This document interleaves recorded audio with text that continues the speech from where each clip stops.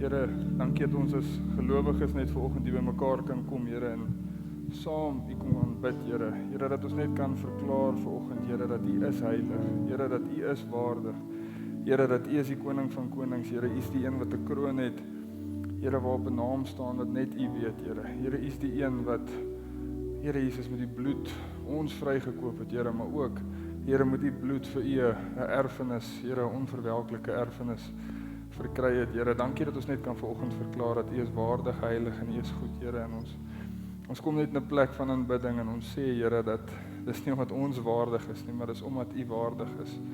En ons loof U. Heilige Gees, dankie dat U hierso is. Dankie dat U in ons harte is. Dankie dat U konstant in die werk is in ons, Here. Ek vra dat U vanoggend net ons harte en ons gees ontvanklik sal maak om te hoor dit wat op U hart is, Here. Dankie net vir U liefde. Dankie vir U waarheid. Dankie dat ons U mag ken. Dankie dat ons in verhouding met U kan staan. En ons eer en ons loof U. Amen. Amen. Ek wil vandag 'n bietjie met ons gesels oor geloof. Soos ek vir julle gesê het, God het gekom in daai oomblik en hy het totaal en al my appelkar omgegooi. Maar as die Here jou appelkar omgooi, is dit 'n baie goeie ding, weet julle dit? Dit is sleg as iemand anders jou appelkar omgooi. Die Here moet so nou en dan my en jou appelkar omgooi. OK. En hy het my gesê op die berg van die Here sal dit voorsien word. En ek wil vandag by daai teks uitkom, is 'n teks in Genesis 22. Maar voor dit wil ek net eers nog iets sê. En blaai so lank saam met my na Jesaja 51 toe. Soos ek met hierdie woord rondloop wat ek nou ervaar het, is ek besig om met die Here te gesels oor, OK, ek hoor dit nou. Op die berg van die Here sal dit voorsien word. En soos ek ry, so begin sê ek hierdie woord vir myself oor en oor en oor en oor en oor. Op die berg van die Here sal dit voorsien word. Op die berg van die Here sal dit voorsien word. En ek begin praat hardop met myself. Want dis wat nou in my hart kom leef. Heilige Gees kom leef binne in my en hy sê vir myself, op die berg van die Here sal dit voorsien word. Op die berg van die Here sal dit voorsien word. En om Egbert het laasweek gepraat oor die koei mentaliteit. Wat doen 'n koei? Hy herkou. Waarna herkou hy? Wel, as jy 'n koei is in 'n goddelike sin, dan is jy besig om konstant aan God se woord te herkou. God se woord te herkou. En die reformatie het Martin Luther 'n term daar gestel wat vandag nog baie bekend is. En ek weet nie of julle al van die sola stellings gehoor het nie, maar een van die sleutelpunte van die reformatie was sola scriptura. Soos per die skrif alleen. Soos per die skrif alleen. En God wil primêr vandag vir my en jou ontmoet, glo ek, vanuit sy skrif. Vanuit sy skrif. En hy sal ons dikwels tot op 'n plek bring wat ons weer in die skrif uitkom. Praat ons met hom, al hoor ons sy stem, al sien ons 'n beeld, al droom ons iets. Hoekom sal hy ons terugbring na sy woord toe? Want dit is standvastig, dit is geïnspireerd. Dis foutloos. Okay, so hy bring ons dikwels terug na sy woord toe. Want dis 'n veilige plek waartoe hy ons terugbring. En soos ek met hom praat, kom ek in Jesaja 51 en hy het eintlik al 'n paar jaar terug met my gepraat oor Jesaja 51, maar ek wil dit vir ons lees vanoggend. Dit sê in Jesaja 51 vers 1: Luister na my, julle wat die geregtigheid najaag, wat die Here soek. Aanskou die rots waaruit julle gekap is en die holte van die put waaruit julle gegrawe is. Aanskou Abraham, julle vader, en Sara wat julle gebaar het. Want as eenling het ek hom geroep en hom geseën en hom vermenigvuldig. Ek wil weer vir ons lees. Luister na my, julle wat die geregtigheid najaag, wat die Here soek. Aanskou die rots waaruit julle gekap is en die holte van die put waaruit julle gegrawe is. Aanskou Abraham, julle vader, en Sara wat julle gebaar het. Want as eenling het ek hom geroep en hom geseën en hom vermenigvuldig. Nou daar's baie waaroor ek en jy kan gesels uit hierdie eenvoudige teks. Dit klink baie eenvoudig. Maar die teks is 'n uitnodiging na wat toe? Kyk na Abraham en kyk na Sara. Kyk na Abraham en kyk na Sara. Nou, hy sê hierso, julle wat die geregtigheid najaag. So die eerste ding wat ek eintlik verstaan in hierdie teks is, as jy enigiets aangaande geregtigheid wil weet, As jy iets wil verstaan rondom om die Here te soek, aanskou vir Abraham. Aanskou die rots waaruit jy gekap is, vers 1. En vers 2 sê hy vir ons, wie is die rots?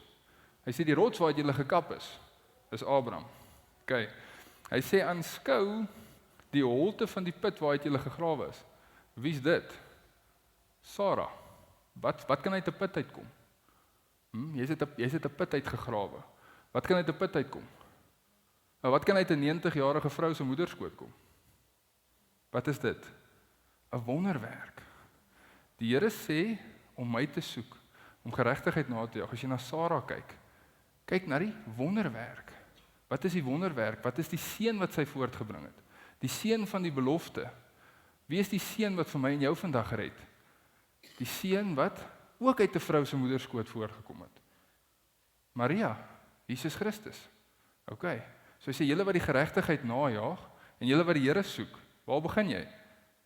Kyk na Sara, wat was in haar lewe? 'n Seun wat God beloof het uit 'n moederskoot gaan kom. Wat het haar gebeur? Maria, 'n seun wat uit 'n moederskoot kom. Galasiërs 4:4. Op die regte tyd kom hy voort. Okay. So, kyk na Sara. Kyk na Abraham, die rots waaruit jy gekap is. Okay? Julle wat geregtigheid soek. Julle wat die Here soek, wat geregtigheid najaag. Wat sê Genesis 15:6?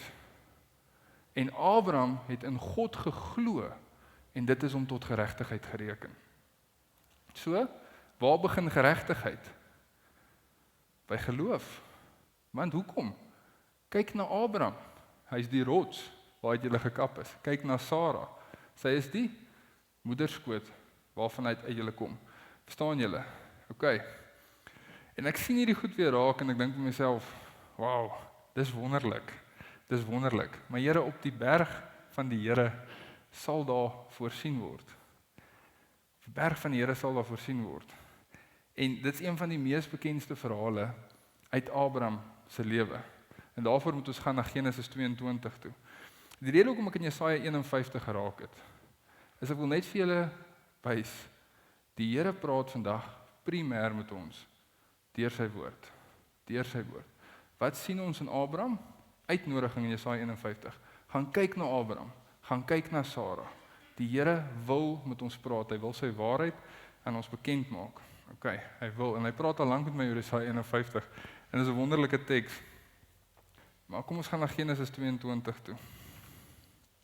Want uit Jesaja 51 leer ons nogal iets. En dis 'n Nuwe Testament, dis 'n Ou Testamentiese teks wat ook 'n Nuwe Testamentiese waarheid raak. Want Abraham is die vader van geloof. Abraham is die vader van geloof. Abraham is die een na wie ons moet kyk as ons iets rondom geloof wil verstaan. Dis wat die Bybel eintlik leer. Okay. So in Genesis 22 is die bekende verhaal van wat Isak wat geoffer moet word.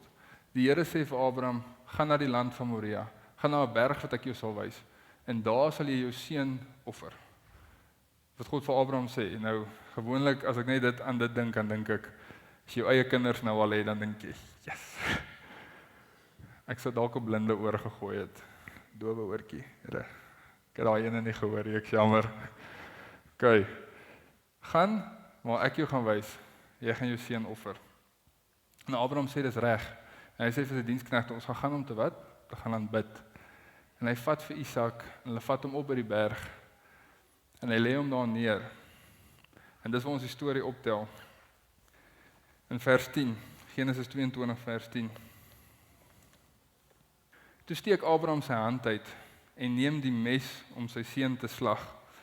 Maar die engel van die Here het na hom van die hemel afgeroep en gesê, Abraham, Abraham, en hy antwoord, hier is ek. En hy sê, moenie jou hand na die seun uitsteek nie, en doen hom niks nie, want nou weet ek dat jy God vrees, en jou seun, jou enigste, van my nie terughou het nie. So wat gebeur hierso? God praat met Abraham.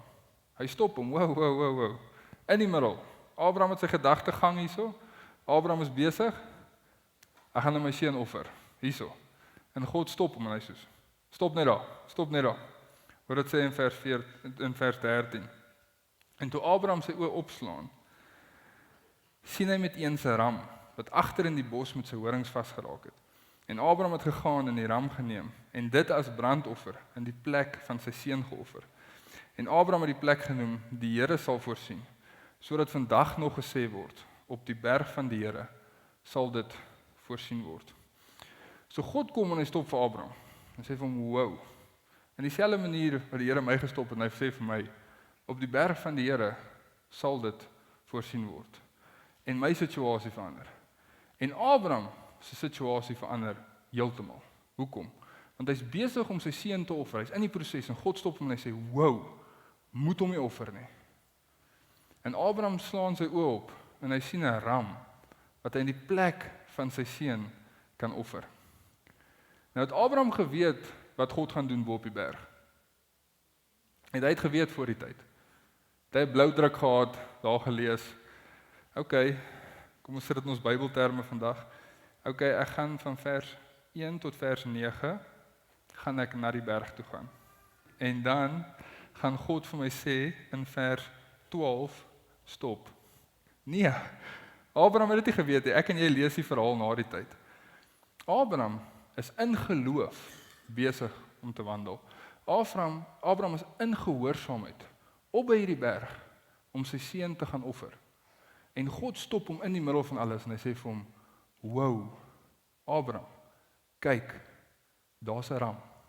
En Abraham sien die ram en hy offer die ram en hy sê, dis die berg van die Here, Jehovah Jireh, God sal voorsien en op die berg van die Here sal dit voorsien word. OK. Die Here kom en doen wat? Werk buite Abraham se verwysingsraamwerk. En dit is seker die titel van my boodskap vandag as jy my titel wil gee.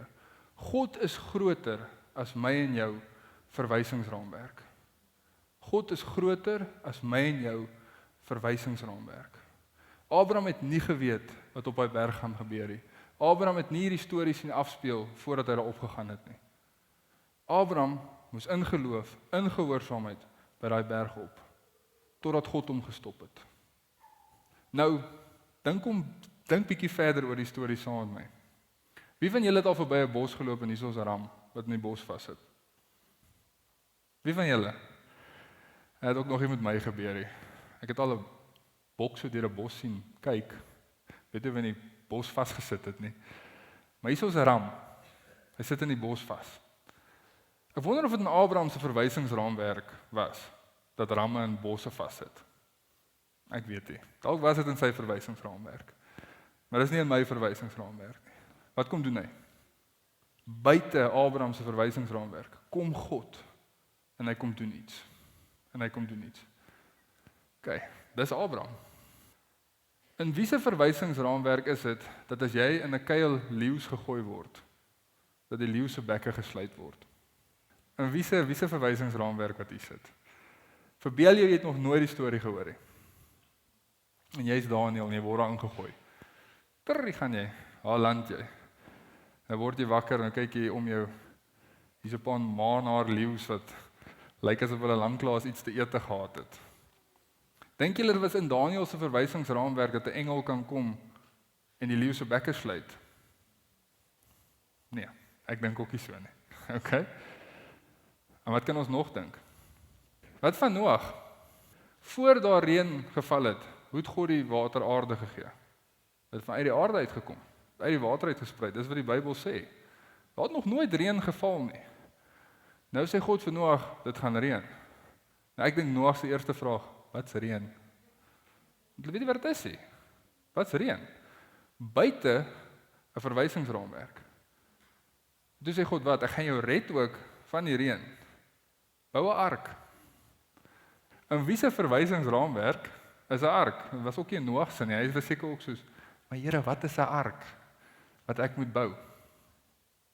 sien julle hoe God kom dwars deur die Bybel? Die mens se verwysingsraamwerk maak vir hom die saakie. Hoekom maak dit vir hom die saakie? Want hy's God. Hy's God almagtig. Hy's tot enigiets in staat. En ek en jy wil 'n verwysingsraamwerk hê. Ek en jy wil weet hoe situasies werk, wat is die plan, wat gaan ons doen om hierdie ding mooi te laat uitwerk. God vra twee goed. En as ek kan terugkom na Abraham toe, wil ek oor die eerste ding praat. Laai saam my na Hebreërs 11 toe. Want Hebreërs 11 sê vir ons, of gee vir ons 'n bietjie van 'n leidraad, wat het in Abraham aangegaan, soos hy by daai berg opgegaan het. In Hebreërs 11 is 'n baie bekende teks. Ek dink deur die geloof, of in die geloof, staan in Hebreërs 11, ek praat onder korreksie, 23 of 24 keer. Maar die Here gee vir ons 'n leidraad, wat sien ons in Abraham se lewe. Hoor wat sê dit in vers 17. Hebreërs 11 vers 17. Deur die geloof het Abraham, toe hy op die proef gestel is, Isak geoffer. Deur die geloof. Ja, hy wat die beloftes ontvang het, het sy enige geborene geoffer, aan wie gesê is, in Isak sal jou nageslag genoem word, want hy het gereken dat God mag het om selfs uit die dode op te wek. Dit is eintlik 'n fenominale skrif, as jy daarna kyk. Maar die ding wat vir my uitstaan, in die heel eerste vers is, deur die geloof het Abraham, toe hy op die proef gestel is, Isak geoffer. Jy sien, daar was geloof in Abraham aan die werk. God het na Abraham toe gekom en vir hom beloftes gemaak. En die skrif sê, Abraham het God geglo, en dit is hom tot geregtigheid toegereken. Maar dit het nie daar gestop nie. Want Abraham was konstant besig om saam met die Here te trek. As jy die storie gaan lees, Abraham was hier, Abraham was daar. God het vir Abraham kom vat uit sy land uit, wat hy geken het, vir hom 'n beloofde land gewys. En saam met God het Abraham gewandel. OK. In geloof. Geloof was in die werk aan Abraham. God het net vir hom gesê, ek gaan jou vat na 'n land wat ek jou sal wys. God het vir hom gesê, dis hoe die land gaan lyk, hier is die mate al, daar's 'n mooi huisie daar vir jou en al daai goed, nie. God het net vir hom gesê, kom. Dis al wat God vir Abraham gesê het. Okay, en hy sê vir hom ook, ek sal vir jou nageslag gee. God maak soveel beloftes aan Abraham. God glo vir Abraham. En wat doen dit? Aksie kom voort in Abraham se lewe.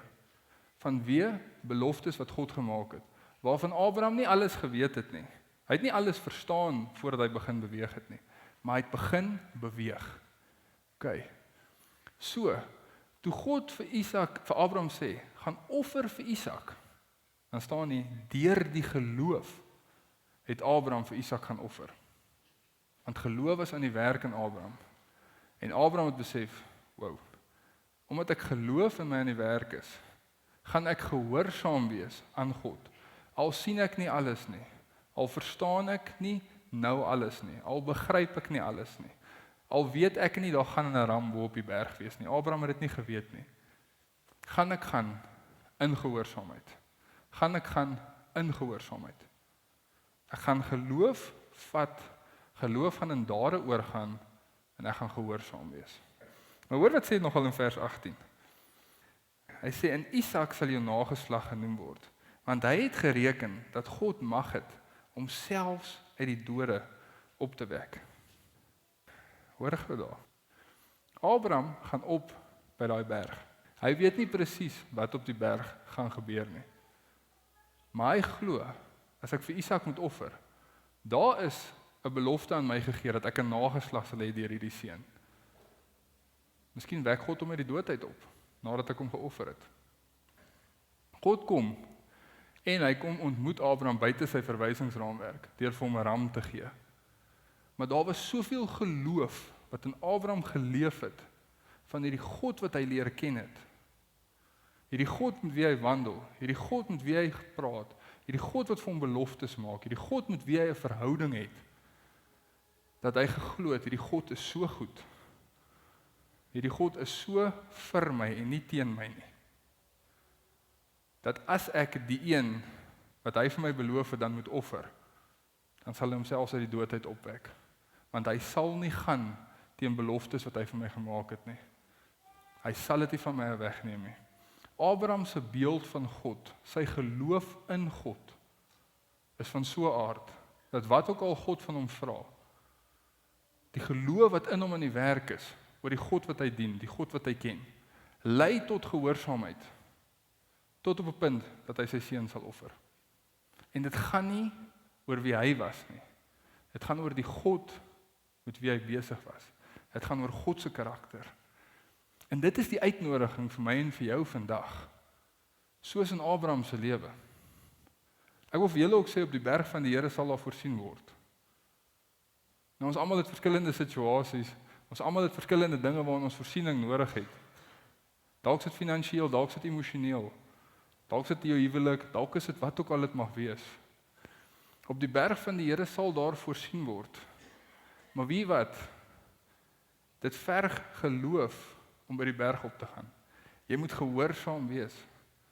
Wie glo jy is God? Want jou dade gaan dit bepaal.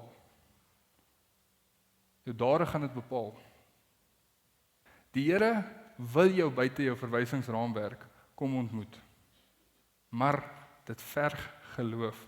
En dit is waar geloof getoets word. Dis nie noodwendig geloof. Ons dink aan toetsing van geloof as Here, glo ek genoeg oor hierdie situasie. Die Here sê, glo jy genoeg in my? Want ek is groter as die situasie. Geloof gaan nie oor die situasie nie, ons maak dit oor die situasie. Ons kyk na hierdie dingetjie en dink, ek moet geloof hê oor hierdie situasie. Die Here sê, ek is groter as die situasie. Kyk na my. Wat glo jy aangaande my? Dis waaroor geloof gaan. Dis waaroor geloof gaan. En Abraham is getoets op sy geloof, soos ek en jy getoets word op ons geloof.